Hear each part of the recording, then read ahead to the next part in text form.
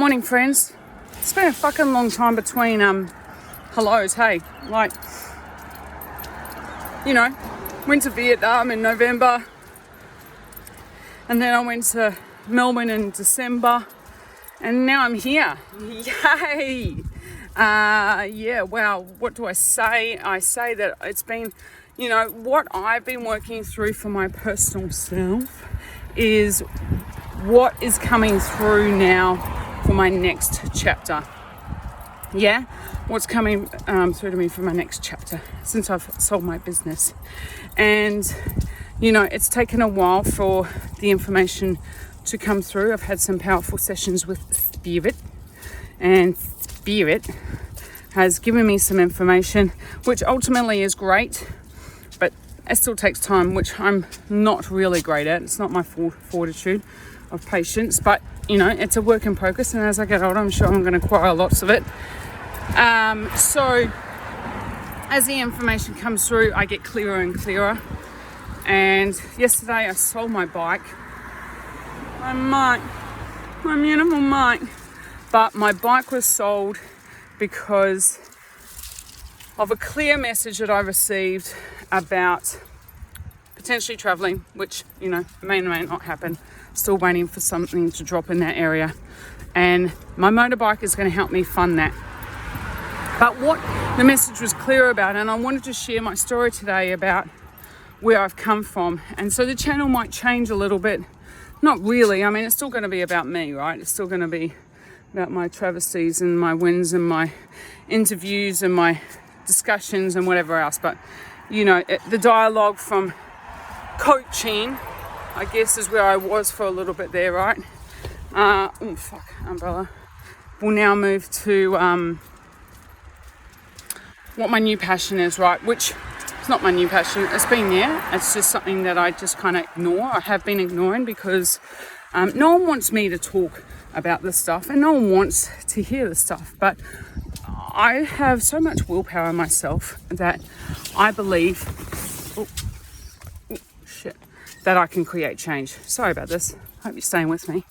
Anyway, so I want to tell you about where I grew up. I grew up on a farm, and we had lots of cattle, we had lots of horses, we had lots of did we have lots of sheep? I'm not sure about that, but anyway, we had lots of everything animal-like farm. My dad was a farmer, and it's funny how your life turns out. So 10 years ago, actually longer than that, 15 years ago, I picked up a leaf. I was in a meditation. I was here in Brisbane on my own. Right? I was on my own because I had this deep calling in my head that just never went away. You need to move to Queensland, you need to move to Queensland, you need to move to Queensland. Literally hung on my head for about a year, right? Just like in my head. And this is 15 years ago. And I was with my beautiful partner at the time, and still are, by the way. And that was the biggest thing. Like, I had to do long distance with her. I didn't want to break up with Beanstalk. So we did a year, long distance. And essentially what happened is I started meditating, pretty much lying on my back, I'm just going to start meditating. No information. I'm not much of an information person, more of an experience. So I just did that every day. Yeah, fell asleep for most of it. And then what happened was I went to this meditation, picked up this leaf. One part of it was dead and the other part was green. And I realised to myself, fuck. God, life is so... Is it impermanent? It's like it just changes. Like death is just... is so... I can't even remember the word, but it was a revelation of going impermanence. Yeah, there's so much impermanence to life. I was correct. There's so much impermanence to life. And then, umbrella and tree. And at that moment, I just decided, I'm going to go vegetarian, right? And fuck me, like, I grew up on a farm. I said to my girlfriend, Beanstalk, I said, if you ever, I don't know if you were vegetarian, I don't know if I could handle that. Or I think I said something like, I think, fuck, you're not vegetarian, because I don't think I could handle that.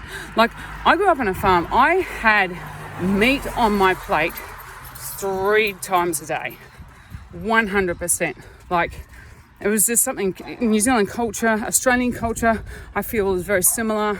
You know, we have a really strong attachment to our belief that if we don't have meat on our plate, we can't really be fulfilled with our meal or sustained. Anyway, what then happened was I went vegetarian. And in fact, that night I went out and picked up a sausage roll and I started to eat it. And Beanie goes, oh no, I didn't start to eat it. I was about to eat it. And Beanie goes, aren't you vegetarian? And I was like, oh yeah. So I put that down.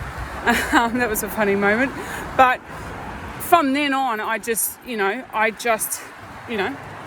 worked through the motions, I got fucking bored of veggies. Oh my God, you go through a stage. I don't know if this is everyone, but I definitely went through the stage. I got, God, if I fucking eat any more veggies, I'm just going to go poke my eyes out because it was so boring. You go through those detachment issues. You go through, my body. I mean, I went from eating meat to vegetables. My body just went, okay, where am I getting my source of energy from? Where am I? Like, I just changed everything, right? So it just takes time for your body to understand what's actually happening. So highly recommend that you don't do, cold turkey. But if you do that, I think is also great. There's no rules. But your body has to get used to where it gets its fuel from. Anyway, fast forward a few years later, Beanie was actually doing lots of tests, and she found out she couldn't eat cheese and dairy. So then I was like, well, we ended up being a plant-based household, and ultimately what's happened now is my taste buds have changed, and I can't eat dairy. Like, it's so rich. Cheese is so rich. Like, and I actually don't like the taste. It's changed so much. Meat, ethically, I could never eat red meat again. Absolutely not. I think the biggest problem I have is that they are very similar. Beef is very similar to dogs in terms of their nature. I mean, besides the fact the way we treat them in the abattoirs, from farm to abattoirs, which is where I'm going, right? So what's happened over the last 3 months has slowly dropped down is that I'm starting to see how much, we've all knew, but I'm really starting to look into the farm practices. Turn around, Drakey. From abattoir to Drake doesn't want to turn around, farm to abattoir, and there's lots of misinformation, malfunctions of the industry, and I'm inspired to know more about where people are at with a connection to animals and themselves. And because I think that's one of the greatest things, the biggest things, not the greatest, the biggest things that has happened, cars coming, is that we have lost connection to the animal and to ourselves in a lot of ways. And also, through the life, through the last 15 years, I was doing PT and training with people for a period of time. People are so fucking attached to their food. Like, they are so attached. Talk about Coke, talk about chocolate, talk about meat, talk about chicken, talk about fish, anything. People are super attached to food, and breaking down, and this is why it's such a non-spoken about topic, is because people don't want to know. People don't want to know about what's actually going on behind the scenes, because it means that potentially their attachment may be lost, or they'll have to question themselves, and then they'll go, am I going to be okay? It's a bit like coffee, it's very addictive. Am I going to be okay if someone tells me you can't have coffee every day? Fuck no. What the fuck? Am I going to be even human? Like, how can I even function? And, I'm just wanting to present the opportunity, and really my mission is because ultimately I believe a majority of humans in this world, and particularly in Australia, would love to know that animals are treated fairly and with respect and with love and kindness. And it's not happening. And not only that, we are so focused on the efficiency that is happening in the abattoirs that the fact that the animals' welfare gets lost. in totality, because it becomes about how much money you can make. And in this really tough market of making money, particularly when you're a wholesaler for meat or whatever else, you're not a retailer like Coles and Woolworths where they fucking whip on 30% for their costs. These industries are looking for a way to sharpen their tools, so to speak, and ultimately the welfare of the animal is being compromised. And I want to know from all angles, suicide and domestic violence in abattoirs is fucking right up there, people. It's prevalent, and there's so many factors to it. I want to bring connection back to those workers, to themselves, and then ultimately the animals. I want to change the perception of what's actually taking place with animals and the welfare, like being the conduits of their last moments on earth. Such a loving, hopeful, respectful energy, rather than got to get this job done, got the pressure from the fucking, and this is big goals here, because I've got to look at and work with as many people as possible, particularly when it comes to large organizations and a very big, I don't want to say that word. No,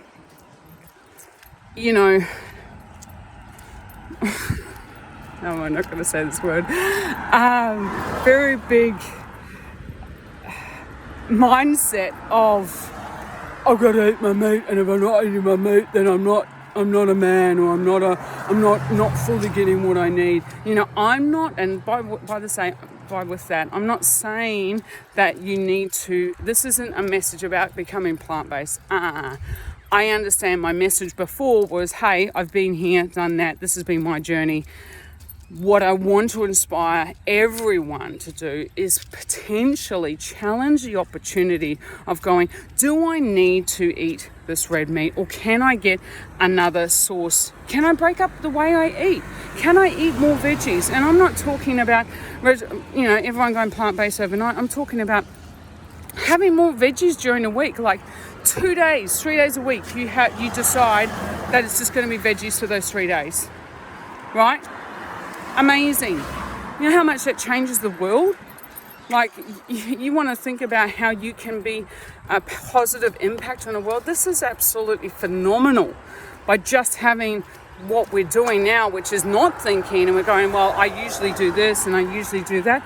How can we be better individuals? How can you feel better? Because there's no doubt in my mind that you will feel better by eating more veggies in your diet. And it'll be interesting for all people to run an experiment and try it out. One of my, I did this course a few years ago, and it was a woman apprenticeship program.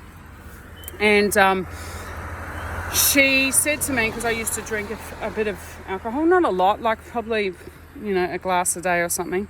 Drakey's doing a poo, I'm going to have to come back and do this. Anyway, and she said to me, Nicola, I just want you to try not drinking alcohol for 4 weeks. Or for the state of this course, which is 3 months, right? And then you can make a choice as to whether you want to do it or not. Now, let me tell you, that shit was revolutionary. Like, I still, every so often, have a glass. When I do it, I probably do it once a month. Because now I make a choice as to whether I want to feel that way. I noticed when I stopped drinking that my agitation the next day did not exist. When I drank, I got agitated. I got quickly agitated by things or situations that would happen around me. And that's revolutionized me, because now I'm much more powerful being to go, well, do I want to drink? Knowing full well that if I drink, I potentially will have, I might get reacted. I might react, or I might get more agitated. And so now I have a choice as to whether I want to do that or not. And it's really powerful. And this is the same with food. You get to choose. When you start doing experiments for your own self, you can get to understand, well, what does work for me? Instead of that really rigidity mind, which I ultimately absolutely had, as you can hear before, I'm glad you're not fucking vegetarian because I don't think I could cope with that. You know, how narrow-minded, fixated was that? You know, and it's about going past the walls of what we have been and who we've been, you know, what we've been told to eat and our family upbringing, and just trying something new. And you might find that you feel really nice. If you were to try plant-based for 3 days a week, you might feel that on those 3 days that you feel really light and energized, you know. I mean, look, if you have a predisposition that you don't think you're going to get enough food and enough sauce or enough protein, you're already, you know, you're going to be not in a great belief that anything could happen positively from a plant-based. So it has to be an open understanding of trying something new, and then being open to receiving really positive benefits and being honest with yourself. Anyway, I think that's it. So I hope, you know, you got something. If you didn't, that's great. If you did, amazing as well. I just want to start sharing the possibility of all the great things that are happening in improving the animal welfare in the world, and also connecting people back to themselves and back to our food. And I would love for you to join me on the journey. If you like what you hear and you want to know more and you want to be part of the channel, then hit the subscribe button. Okay, bye.